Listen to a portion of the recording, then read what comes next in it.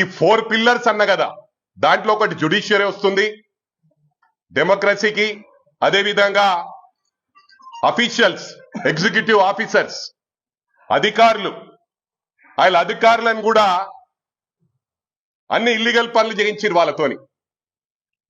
దానికి ఎవరోగా సాక్ష్యం నేనే.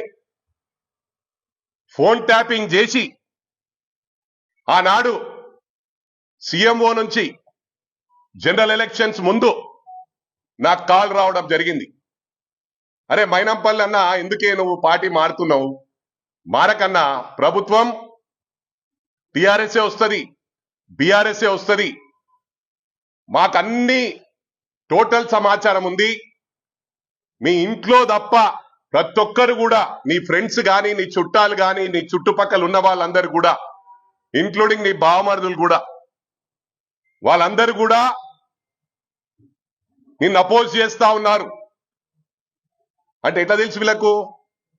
ఫోన్ ట్యాపింగ్ ద్వారా నా టోటల్ ఇన్ఫర్మేషన్ వాళ్ళ దగ్గర ఉండే.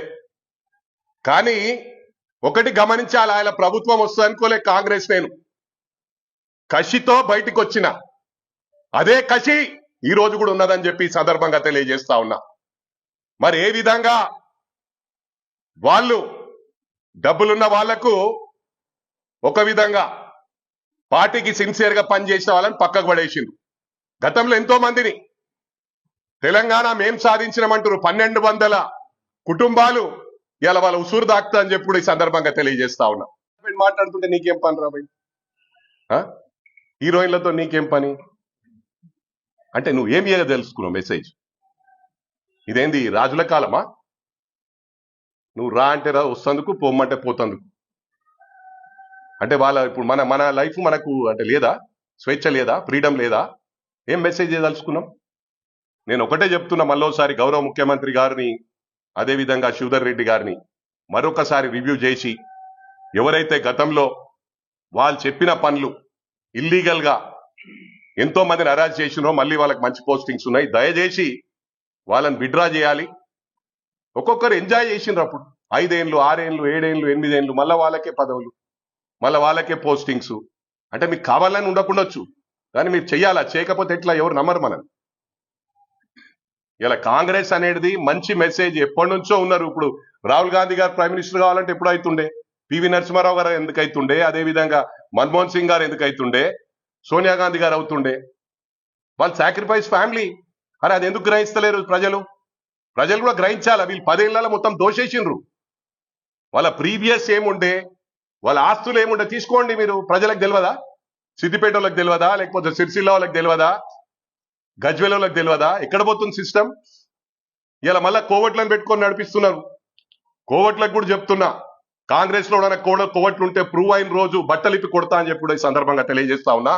నేను ఎంత మంచోన్నో అంత గలీజ్ గాని. I'm almost 60 years.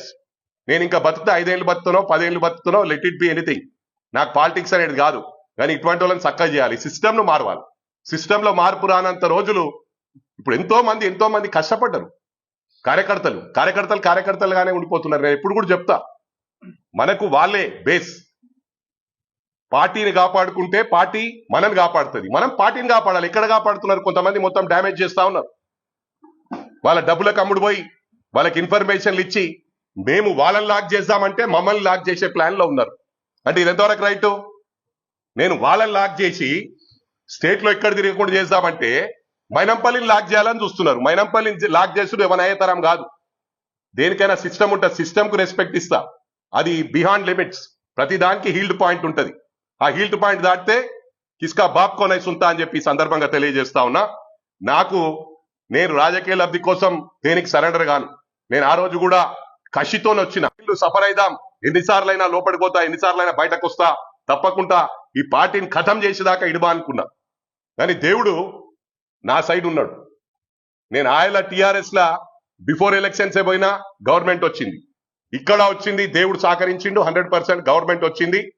ఈ క్రెడిబిలిటీ అందరికి వస్తుంది. ఆ రోజు బిఫోర్ ఎలక్షన్స్ ఎవరైతే పార్టీ మారినరో మంచి పిల్లర్స్ ఇప్పుడు ఉన్నారు, తుమ్మల నాగేశ్వరరావు గారు, పొంగులేటి గారు, జూపల్లి గారు, వీళ్ళందరూ డెఫినెట్లీ, రాజగోపాల్ రెడ్డి గారు, మంచి ఫిగర్స్ ఉన్నారు. కాంగ్రెస్ లో పటిష్టమైన క్యాడర్ ఉంది. చాలా చక్కటి క్యాడర్ ఉంది. ఈ క్యాడర్ ను పాడు చేయొద్దని కొందరికి నేను విజ్ఞప్తి చేస్తా ఉన్నా.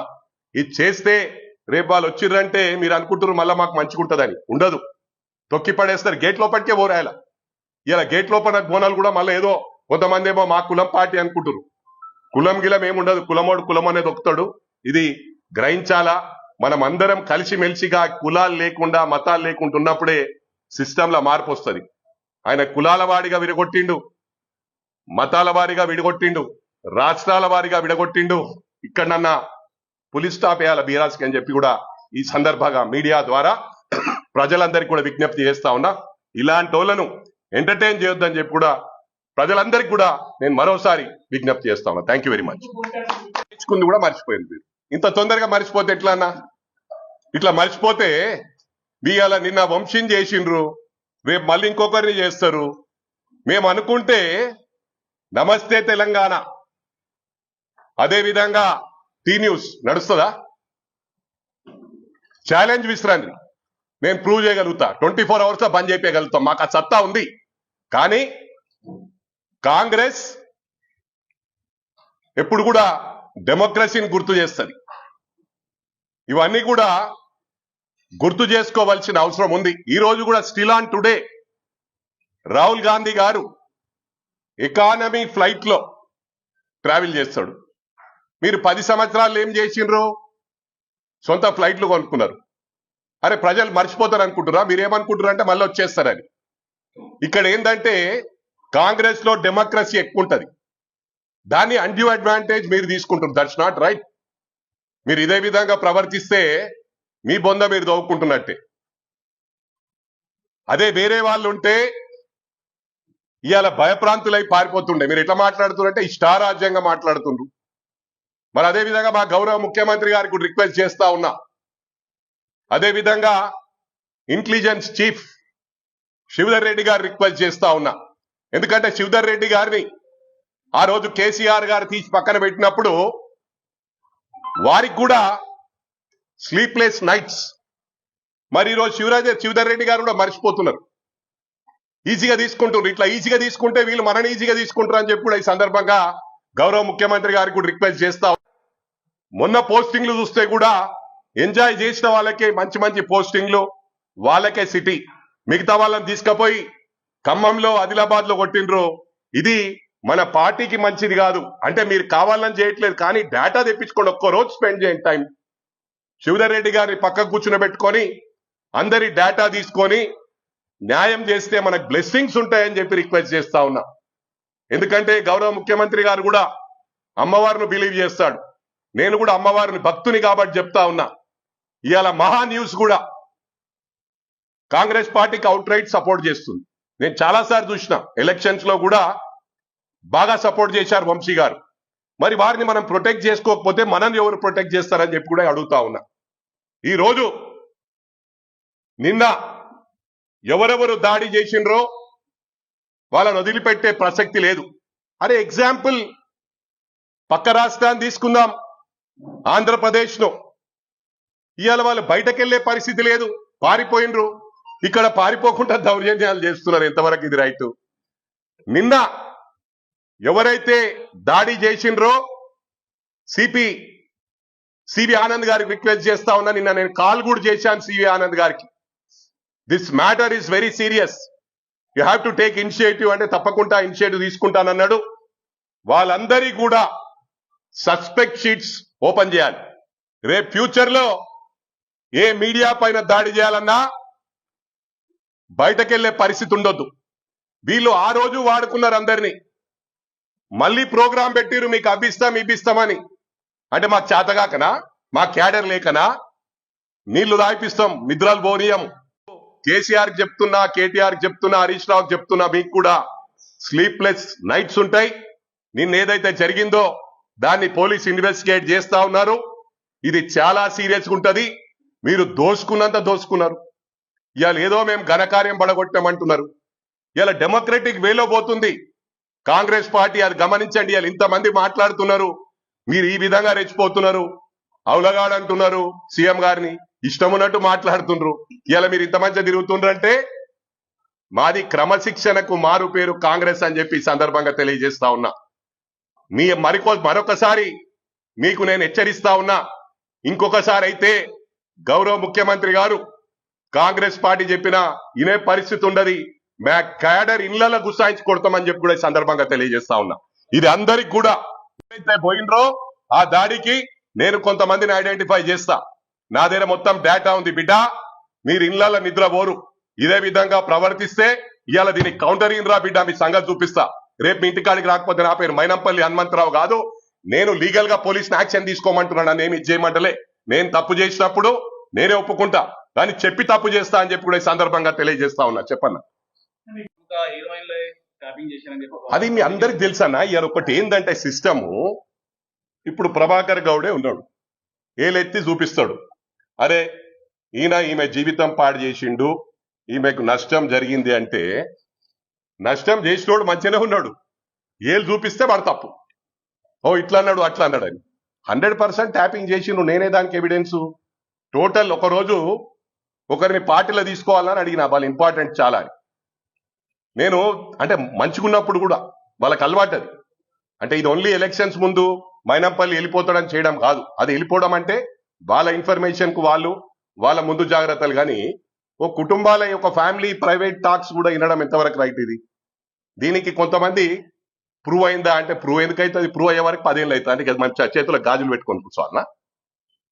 ఇది మంచి పద్ధతి కాదు. ఇవాళ ఒక సిస్టమ్ ఏముందంటే, వీళ్ళిద్దరు పొరపాటు చేస్తుంటే వాళ్ళకి సిగ్గుండదు, మనం ఏలు పెట్టి చూపిస్తే వాళ్ళకి బాధ. ఓ మళ్ళీ ఇట్లా అన్నారు, హ్యూమన్ రైట్స్ అంటారు, ఇది అంటారు. నేను అనేది ఏంటంటే, డెమోక్రసీలో ఉన్నప్పుడు definitely everybody got right to talk, చెప్పడానికి తప్పకుండా ఉంటది. దాని ఎక్స్ప్లెనేషన్ అడుగు, దిల్ ప్రూవ్ ఇట్. అంతేగాని ప్రతిదానికి ఇది 100% చేసిండ్రు చేయండి ఎందుకు అంటారండి? చేయండి వస్తా అలిగేషన్స్ ఏదైనా ఉంటేనే కదా దాన్ని వస్తుంది. కొంచెం ఉంటే దాన్ని ఎక్కువ, అరే 1% ఉంటే 10% అవుతుండొచ్చు, 10% 100% అవుతుండొచ్చు. 100% అంటే ఇవాళ రేపు ఎట్లుంది సిస్టమ్ అంటే, దొరికినోడు దొంగ, దొరకనోడు దొర. ఎన్ని జరుగుతలేవు వెనకాల, చాలా జరుగుతున్నాయి. అవన్నీ ఎవరు చూస్తుండ్రు? ఒకటి ఏంటంటే, డెమోక్రసీలు ఉన్నాం కాబట్టి phone tapping is totally illegal, that's not right. Private life లో ఇలా చాలా మంది ఏం చేస్తున్నారంటే, ఇట్లా వస్తారు, నేను ఏదో మాట్లాడుతుంటే రికార్డ్ చేస్తారు. మంచి బ్యాడ్ హ్యాబిట్ అది. అది నేను చేసే వాళ్ళకి కూడా చెప్తున్నా, అది మంచిది కాదు. రేపు ఫ్యూచర్ లో ఇట్స్ గోయింగ్ టు డ్యామేజ్. అది రేపు నీ బొంద నిన్నే దవ్వుతుంది, నీ బొంద నువ్వు దవ్వుకున్నట్టు. అది మంచి పద్ధతి కాదు. ఎవరిదైనా మాట్లాడినప్పుడు వినాలి, అంతేగాని రికార్డ్ చేయడము, ఇక్కడ నుంచి అక్కడ తీసుకుపోయి చెప్పడము, ఇదంతా మంచి సిస్టమ్ కాదని చెప్పి కూడా నేను ప్రజలందరికీ విజ్ఞప్తి చేస్తా ఉన్నా. ఈ రికార్డింగ్ చేసిన వాళ్ళని కూడా సీరియస్ యాక్షన్ తీసుకోవాలి. పోతా, నేను వెళ్తా.